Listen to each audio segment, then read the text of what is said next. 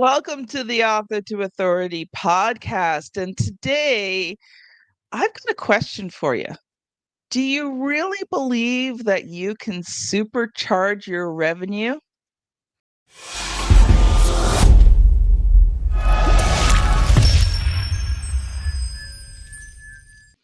Now, that's the question because most of us will say, yeah, I do. But do you? On today's episode, we are going to explore with Jason Pearl how you can truly supercharge your revenue growth. Now, Jason Pearl is the founder and CEO of Nacre Consulting. Hopefully, I said that correctly. And Nacre Consulting, yes, but that's okay. Thank you.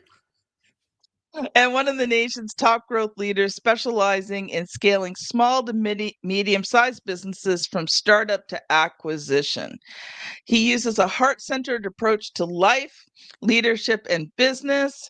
He has helped some of the fastest growing companies in the industry, generating more than 100 million, yes, that's million with an M, in revenue over the past 36 months. Welcome to the show, Jason. Thank you, Kim. Thank you so much for having me. Appreciate it. So I'm just gonna ask you the really obvious question. Can you supercharge your revenue growth? Well, the answer to that is yes, and it depends, right? So I think that I always kind of say there's not necessarily a magic wand or a silver bullet that we use, but really, ultimately, the platform at which we work at Nacre Consulting and how we have grown businesses and generated over $100 million in new revenue growth in the last 36 months is by working and unlocking the people within your business to be able to generate more than they have done historically. There's all sorts of different ways that we can do it, but really the key to our success is focusing on the individuals within your business and finding the unique ways that they personally need to be unlocked to generate more revenue. So the answer is yes, we can do that. We just need some time to work with the employees within the business, and then we can get some growth out of it. I like it. I like it. So Jason, let's dive deeper into this because I've got a lot of audience that are like, very small entrepreneurs, Mm-hmm. solopreneurs, uh prof- professionals, consultants, speakers, those types of people. So, when we look at those very, very small businesses, how when you don't have a lot of employees, how can you supercharge when, you don't have those people to begin with? Yeah, it's a wonderful question, and actually, that becomes a bit easier for growth, to be quite honest with you, because there's less people and there's less barriers to growth that you have to deal with. When you're a solopreneur or a really, really small business, oftentimes the barrier to growth is you, right? It's things that you're doing incorrectly or improperly or unorganized or unfocused on really truly what the growth plans of your business are. So speaking directly to your audience, you can help yourself and unlock new growth potentials by just focusing on a few certain things. And I think one of the first questions that I asked, especially those solopreneurs or small business owners, is that why did you start your business and what do you want out of it? And you'd be surprised how many people say, well, I need to make money. It's like, okay, well, what are you passionate about? What problems are you solving for your customers? And what do you want truly out of your business? Do you want it to be a lifestyle? Are you looking to sell it in a few years? Are you looking to do this forever? Are you looking to grow it and bring on more employees? You want to keep it just the way it is? The answer to those questions oftentimes aren't even answered by a solopreneur. So whether it's a solopreneur or a company that has 150 employees, I asked some similar questions, and based upon those answers and digging farther deeper into that, we'll be able to start to kind of custom make a growth plan for their business so they can ultimately see that success that they're looking for. You know what? One of the things that you said there, and you know, understanding your why, understanding where you want to go, Mhm. and I think that's crucial, especially as a consultant, professional, speaker, and all that. Most times we just start and we don't have a goal. We don't Mhm. know where we're going. Right. Because, one things you talked about was, do you keep this business forever, or are you creating a business to sell? Because Right. that's two different things. Very When much so. you're creating a business to sell, you've ultimately got to create a business that runs without you. That's right. That's right. I'll never forget, Kim, one of the first few months that I started my business back 7 years ago. Um, I had somebody ask me within the first 3 months, like, well, how are you going to scale your business so you can sell it? And I sat back in my chair and I said, well, what makes you think I want to sell it? And in the answer to that is, like, everyone chooses their own success. That's a platform that I stand on, is everybody chooses their own success every single day. So oftentimes the reason that solopreneurs or speakers or consultants, they don't know the answer to that question is because they started their business, or they're trying to grow their business because that's what they think they're supposed to do, because that's what the rest of the world they think is doing when they see it on social media or they see it, and they haven't sat down and say, what do I want out of my life? What is this business going to do for me, and how is this going to help make me successful, not just professionally but personally? And oftentimes it starts, you have to kind of back up and say, personally, what do you want? What do you enjoy? What are your goals long term? And then you build a business around Mhm. it. Again, whether it's one person, whether it's 100, whether it's 1,000, you need to understand what those kind of real milestones are, so you can start focusing on how you choose your success, how you chase after it every day. I love it. Love it. Yeah. One of the things I've thought about is the fact that I want to create RTI publishing so that it could be sold. Mhm. And one of the reasons I've thought through that is that, you know, mm, well, my daughter specifically is not an entrepreneur. She does not want to be an entrepreneur. She does not have an entrepreneurial heart. And I think my son might, but I don't know if he could run a business. Okay. So, ultimately with me and at the age that I'm at, and as I'm growing this business, I'm actually thinking about creating a business to sell, because Mhm. one day when I go, the family's not going to be able to run the business. Right. Right. And so, for them to maximize what I've done in this, it's got to be able to run by itself. Now, it's not there yet, Sure. and I've got a ways to go, Mhm. but I am working towards that goal of, having a self-sustaining business. And, for me, I don't mind hard work. I don't mind sales. I don't Mhm. mind doing things in my business. But to be honest, I'm more the visionary than the doer. So you need processes and you need other people, so your business can grow, so there's enterprise value in the business with or without you, right? Because Yeah. a sale, right, a liquidation event or an asset transfer, there can be a number of different things that come out of it, right? You could sell your business and then also get an employee contract and work within that business for a period of time. Or you could sell it and walk away and say, I'm done. There's a whole bunch of different things. It's not just selling the business, right? So, Mhm. but what we all know is that if you're going to sell your business and that's something that you want to do, you have to ensure that you can prove to the potential suitors of that business that with or without you, especially without you, the business will still generate revenue and it'll still succeed. Mhm. And those are the reasons why you need to understand what the end game is. And that doesn't mean that the end game can't switch. Doesn't mean it can't change, but what it means is that as you're focusing on a certain direction, you want to know where you're starting and not so much where Yep. you're ending, but what you're going to do along the path to create that value. Right. So everyone Mhm. says, like, oh, like, for example, Nacre Consulting, it's my consulting firm. For me right now, I am building it to create value for my clients. I specifically started Nacre Consulting because I wanted to work with multiple businesses and grow them, not just one. And I have a team of 4 other consultants that I work with, and we are building a value that we could potentially sell. But quite honestly, the 3 pillars in my life are faith, family, and freedom. And I run this business because it helps me show up in those 3 pillars of my life. Yeah. And I'm helping the businesses as well. But I did this selfishly because I wanted to live a certain life.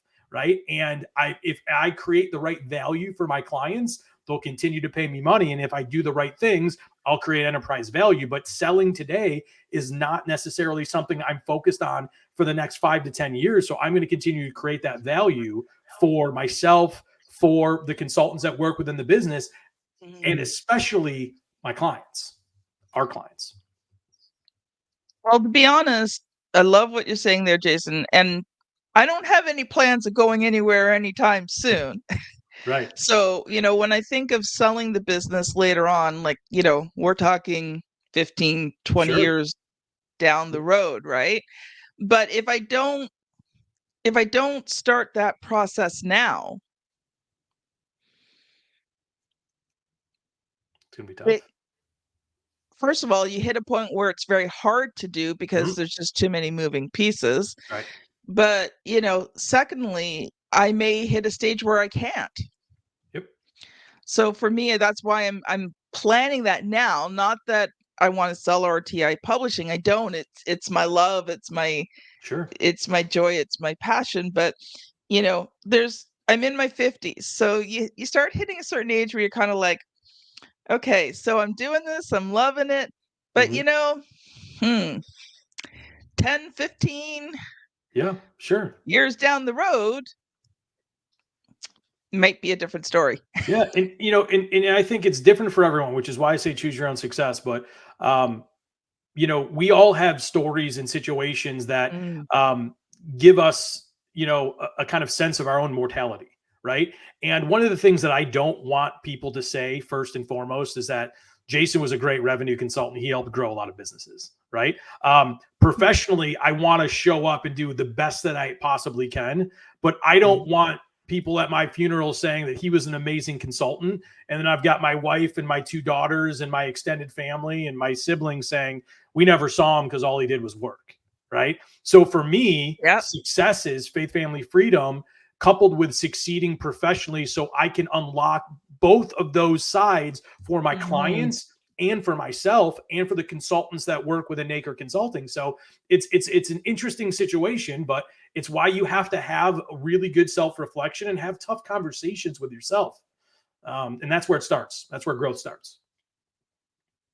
One of the reasons, like, I started RTI Publishing about 8 years ago, but I'd been an entrepreneur for over 20 years at that point. And one of the reasons why I became an entrepreneur was, first of all, I realized later on I had the heart for it. But Mhm. when I first started, it was more about the fact that my husband put in crazy Mhm. hours to keep food on the table and a roof over the head and clothes on the back. Mhm. And both my husband and I, my mom died when I was 4, so I had a lot of babysitters and live-in babysitters and Sorry to hear that. some really not so good live-in babysitters. And, Mhm. my husband spent a lot of time being babysat. So we Mhm. had decided when the kids were little that, the best thing for them, the best thing for a family was to have one parent at home all the time. And in this case, my husband could make more money than I could. Mhm. But I became an entrepreneur because I didn't not only just bring in more money, but for me, it allowed me to set my own hours so that I could, you know, make money around being a mom and, being someone Mhm. like you of faith, working at the church and, Yeah. different things, right? So that's one of the things I love about entrepreneurship, but I think like you said, it's easy to get trapped in the, you know, it almost becomes worse than a job because Sure. you can put in so many hours, right? And we're talking about supercharging your revenue growth, and one thought that occurred to me was the fact that, you know, if you're going to supercharge your revenue growth, you can't do everything in your business. That's right. You have to delegate, right? You have to delegate. You have to build processes. You have to build systems. And where a lot of small and medium-sized businesses fail is that they bottleneck with a few really highly capable employees within their Mhm. business. And when you're highly capable and you're highly sought after within your business, you develop a bit of an ego about it, right? So you want to touch everything because you start to say, hey, I want to touch that. So when it goes well, you're like, oh, yeah, those are my brushstrokes, right? And that's where growth and leadership start to intersect, right? Because one of my core Mhm. philosophies when it comes to growth is proper leadership. And we'll talk probably in a little bit about my leadership course that I put together. But one of the things that I think is so critical is delegating and then passing the praise, right? Because if you want to build a company that goes fast, make sure it has a foundation built to hold a lot of weight, because revenue is weight, Yeah. right? Most Yeah. businesses out there now, they care about making themselves look bigger and better than they are. And they don't focus on building the foundation to handle the revenue weight that they pray for every night, right?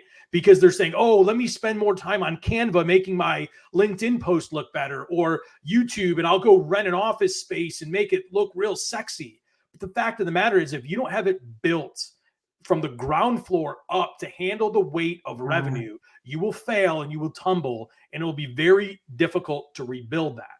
So when you lead properly, you understand that you need the right people. And when you have the right people, you also, as a leader, need to pass the praise. So when you're succeeding, you thank them, pass the praise, because the more they feel that they are valued and wanted and successful, they're going Yes. to work that much harder for you. It's not rocket science. It's a very basic principle. But I will tell you, in my 23 years of being a professional, so many businesses miss that because everyone's fighting to get in the front of the line to say it was me, as opposed to saying, hey, here's the pie. Does everyone like pie? You get a slice of pie. I get a slice of pie, right? Like Oprah, everyone's getting a slice of pie, right? That's what needs to happen. But too often we want all the spotlight, we want all the praise, and that stunts your business. You just unpacked something there that, first of all, I don't think anyone's ever said on the show, so kudos. Uh, but it's the art of appreciation. Absolutely. I always think of that word servant leadership, Mm-hmm. where, you put the needs of the other people first. And sometimes as a leader, I think you're correct. You have to put aside your own desire for praise. Mm-hmm. You have to be emotionally strong on the inside, Yep. because if you're doing this so that people praise you, oh man, that's a rough road in entrepreneurship. It is. But if you're doing it to serve not only your clients, but your employees, and as you lift them up, guess what? You get lifted up. That's right. We're going to take a quick pause here for a second. And, audience, RTI Publishing has lots of resources. And one of the ones I want to talk to you about today is our create and scale method. So if you're thinking about writing a book and you want to know how to write, produce, and publish one that not only converts readers into clients, but is going to help you scale your business, listen to this quick 15 to 17-second ad. Writing and publishing a book that converts readers into client and scales your business is hard, but it doesn't have to be.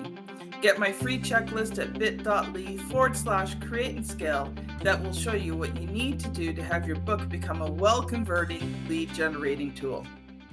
Welcome back. Jason, we've just been having like this really wonderful conversation. I've loved where we ended off on leadership. I do want to give you a chance, though, just to share a little bit of your story. We got a couple more segments we're going to do, but just tell us a little bit about, how you came to be this amazing consultant who just loves helping others. Yeah. So the story goes way back, right? So I am a product of two self-employed parents. Okay. So my mom and dad have been self-employed since the early 70s, and they were entrepreneurs before it was cool to say you were an entrepreneur. Okay. So they were grinding in the entrepreneurial world before like it became the cool thing to put on Instagram and all over the place. Oh, I'm an entrepreneur. So I grew up in a household where my parents worked together in multiple different businesses. They were mainly service-based businesses. None of them ever had extremely large exits of millions of dollars. It wasn't, what you see on, on TV or whatever. It was just they worked very hard, served their clients very well, and it put food on the table for us. And we saw the good, the bad, and the ugly of entrepreneurship. So I'm one of three children. I have an older brother and a younger sister. My older brother is also self-employed. Shout out to CJ Pearl and Pearl Legal on the West Coast of the United States. But and then my younger sister, she's an executive as well. But what we learned was the lesson of doing what you say you're going to do it the right way, and make sure that you hold up your commitments. And I've not always done that well, right? As a young as a young professional, you learn and you fail. But I grew up in this entrepreneurial kind of lifestyle, and both of my parents, who are now in their 70s, still own their own businesses. So my parents unfortunately divorced when I was in college, and I was going to get a degree to get into the family business. When they got divorced and sold their businesses and went their separate ways, I was left to figure out what I wanted to do, because family business was no longer an option. Right. So I'm thinking, 19 years old, I'm like, okay, now what am I going to do? I thought my life was over. Right. And obviously devastating for divorce, whatever. But the fact of the matter is I went corporate. So I got hired out of college in a management trainee program with Wells Fargo. They were a wonderful organization to learn with. I climbed up the corporate ladder there for 10 years. And I became what was considered a fixer in their world. So I was in the consumer finance world. And very early on, I got promoted within 9 months on the job, had my first office and branch, 18 months on the job. I was 23 years old. And I started leading people, and I started understanding how to change businesses from being struggling business to then bring them to success. And I kind of got a knack for doing that, became a fixer, right? So every 18 months to 2 years, the company would move me to a different branch or a different area of the country to fix. And I did that. And I did that for a while. And I really learned how to lead. When you're 23 years old, leading people that are twice your age, you learn a lot. I had an ego. I You thought I was do. great, fell on my face, said things I shouldn't have said, was stupid, right? All those things. But I started to learn. And now 23 years later, and 7 years ago, after I got out of corporate America, I said, I want to help businesses do this. I want to help them do it often. And I don't just want to work with one business. So I started Nacre Consulting, which, by the way, Nacre is the organic compound that makes up a pearl. So instead of calling it Jason Pearl Consulting, I tried to do a little marketing there and name it that had some translation back to my family name. But did that and started working with small and medium-sized businesses, from 1 million all the way up to 60, 70, 80 million dollars, but really focusing on helping them grow their business so they could have sustainable businesses. So my background of being an entrepreneur's kid turned me into an entrepreneur. I love it. I love it. I love it. It's very rare to hear stories like yours where someone actually had entrepreneurial parents. Most of my guests on the show um, did not have entrepreneurial parents, and in many ways there was a lot of um, mental struggles because there's things that you've been taught that you don't do in life. Becoming an entrepreneur is usually one of them, right? Yep. Because you can't make money. Like, don't start your own Right. business because Right. you're going to work all these hours and never make any money, and there is some truth to that. But For sure. there's the mental blocks that Yeah. you have to overcome, and you didn't have that because you had parents that went, yeah, Yeah. we're Well, entrepreneurs, go it's for it. it's it's risk adversity, right? That's really Yes. what it is. And at a very young age, I was conditioned to understand what risk was, because really, like, quite honestly, if the business didn't do well, we went without, right? I mean, there was always, and Yeah. I had a very nice upbringing, right? My parents were pretty successful at what they did, but I do remember times where it got difficult, and I saw my Mhm. parents just roll up their sleeves and invest more and dig deep, right? So 7 years ago when I started Nacre Consulting, I was married. Still am. Wonderful wife, almost of 20 years. And I had two young kids. My wife she was a stay-at-home mom for a very long time. And at the time when I started my business, was a part-time employee of a church. Okay. So financially, there wasn't a lot coming from that area, Mhm. right? Spiritually, yes, but financially, no. So I took an enormous risk. I mean, I had people say, Jason, you're crazy. Why are you doing this? I just said, number one, I feel like this is what God's calling me to do. So I'm going to listen. But number two, I know that if he's calling me to do this and I have the skill set to help other businesses, that I just have to do it. I have to dive right in. So I've done that. And not knowing where your paycheck's going to come for 7 years, not knowing about, not getting 401k matches, not getting health benefits, like all those things, the risk aversion to me it was worth the risk, to live the lifestyle that I wanted and to say that I Yes. did it. So that's where a lot of people that are listening out there that are saying like, I'm thinking about doing, I'm not thinking about doing it. You have to understand a lot of different things. And on my website, I have some free guides that you can figure that out with. But the fact of the matter is you have to understand your risk tolerance, because people that come in and they think, oh, I see it online, people being entrepreneurs and everything's going to be great. It's not. There's a lot of ups and downs. You got to be ready for it. You got to be ready for it. One of the podcast episodes I did a while back, was, I think it was with Claudine Pereira.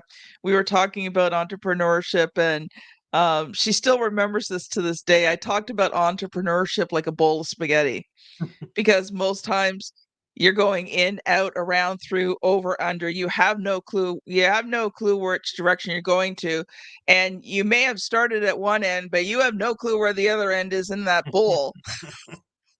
Yeah.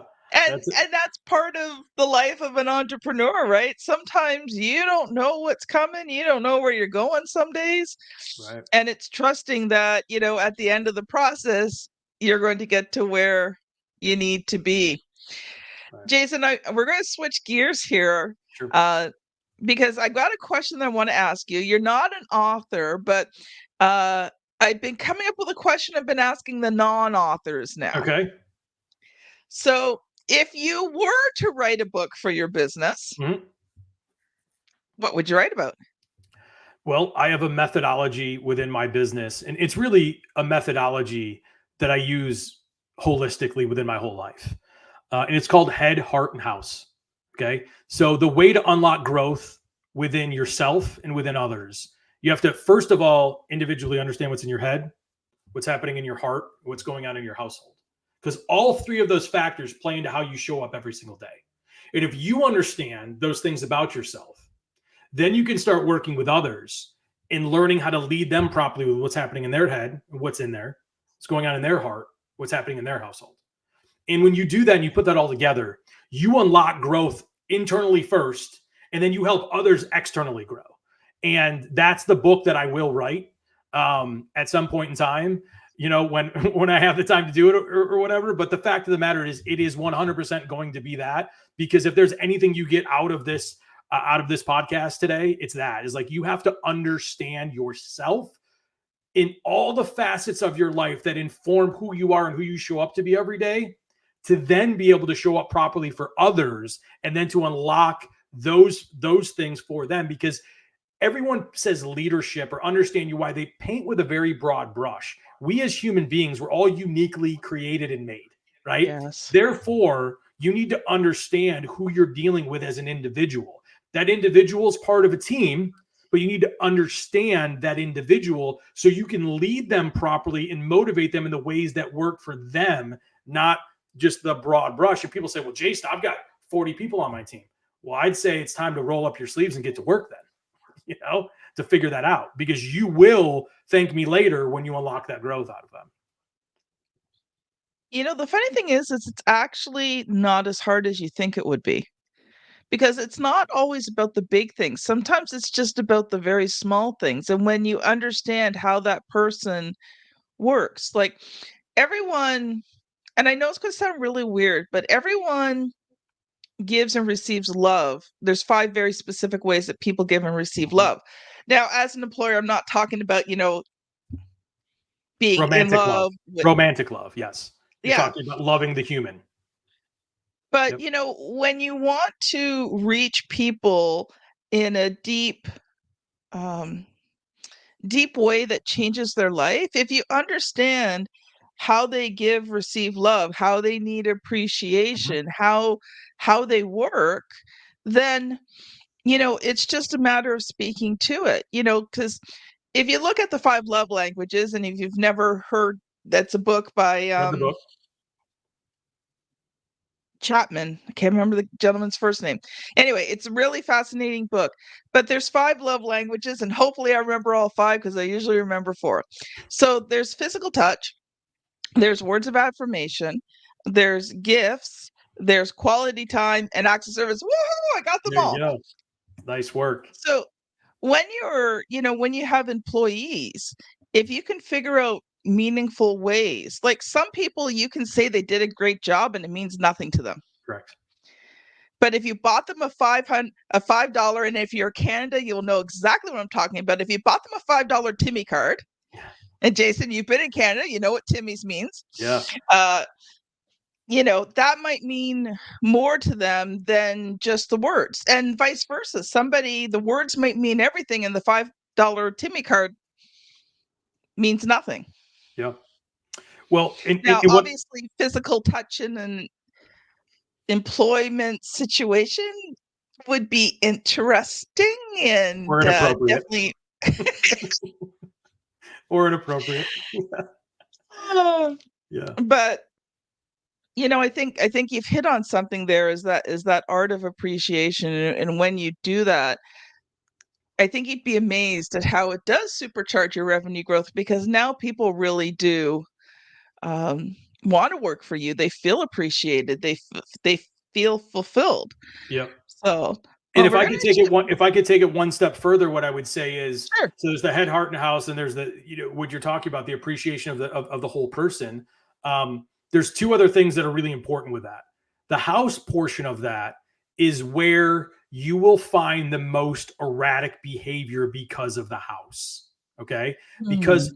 everyone has life outside of work, right? So if your life is in disarray, let's say someone's going through a divorce, or let's say someone has an ill child, or there's certain things that are going on. They're going to be more erratic, and their decision making will be altered more, Yes. more from the house than either the head or the heart, because the house is what can make you erratic if it's not in order, right? And we certainly know that, given the world we live in, there's a number of people that don't have their houses in order, and that will affect how they show up. So Mhm. that's one of the things I want to say. The second thing I would say is, when it comes to unlocking the revenue growth and appreciating the people like we're talking about, is accountability.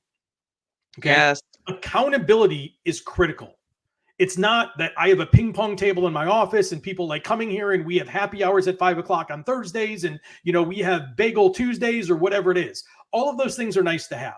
You want to see a company that succeeds, you will have a leadership group that holds themselves first, and then everyone else accountable to what the common documented goals of that business are. If you want to see a terrible Mhm. culture, you could have ping pong tables and happy hours and all that type of stuff. If you're not holding your people accountable to what is been said is the goals that everyone's been a part of, that culture will fall apart because accountability isn't there. Well, I could say an amen to that one. And as you're speaking, there were several companies going through my brain where I have seen that happen. Yep. So, Yep. wow. Well, we are just about out of time, Jason. So, you mentioned your leadership course. Mhm. So, I want you to do three things for me. Sure. So, first of all, you can share a little bit about your leadership course. What's it Mhm. about? How people can access it? Just a final thought. And then, if people aren't interested in your leadership course, but they just want to connect with you and learn more about you, how can they do that? Absolutely. Well, thank you. Well, first of all, so it's a 5-day leadership course of how to become a more inspiring leader in 5 days. You get an email every day for 5 days. It's a video it's 5 minutes or less. Okay, so the time commitment for the 5 days is 25 minutes. Okay, and there's 5 different topics within that course.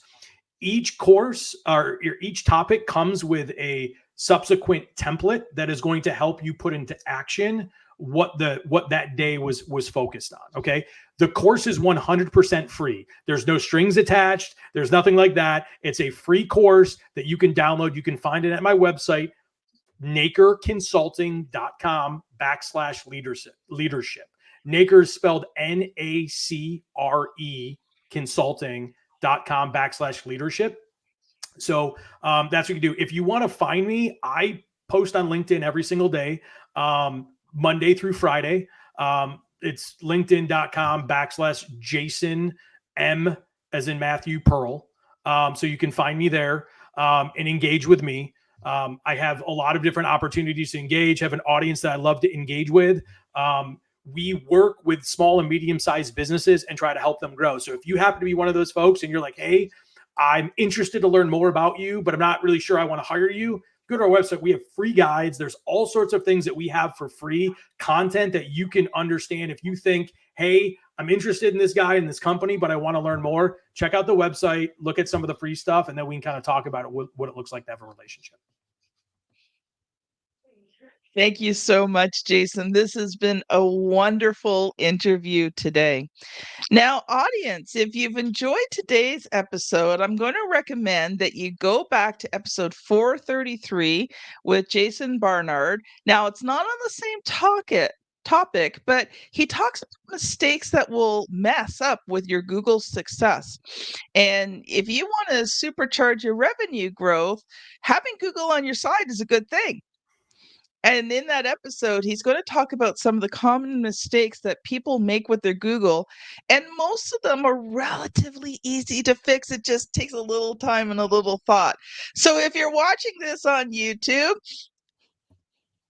never sure where my daughter's going to put it, but you will see the thumbnail here on the screen. You can just click on it. If you're on your favorite podcast app, well, you're going to want to scan back a little bit, probably close to 30 episodes to episode 433 with Jason Barnard, Mistakes That Will Mess With Your Google Success. Audience, thank you so much for listening, and we will see you on the very next episode. Bye now. Thank you. Bye-bye.